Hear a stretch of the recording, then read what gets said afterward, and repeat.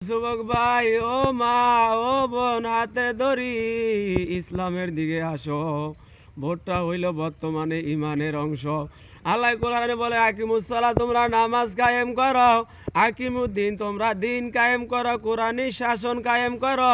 তোমার দেশে কোরআন অনুযায়ী শাসন চালাও। এই জন্য ভোট ইমানের অংশ।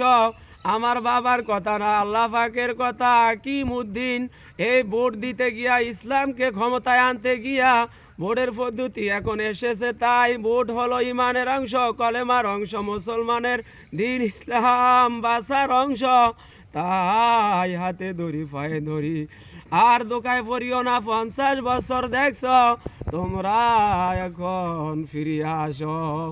কাল কিয়ামতের ময়দানে মাওলায় যখন প্রশ্ন করবে, হে রহিমদ্দি, হে করিমদ্দি, হে সলিমদ্দি, হে নিজামদ্দি, আমার দিনের জন্য তোমরা কি করছ?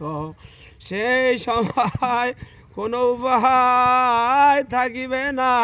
মাওলার দরবারে কি জবাব দিমু, কি জবাব দিবা ও ভাই, ও বোন, ও মা, ও বাবাজি, এখনো সময় আছে, ফেরো।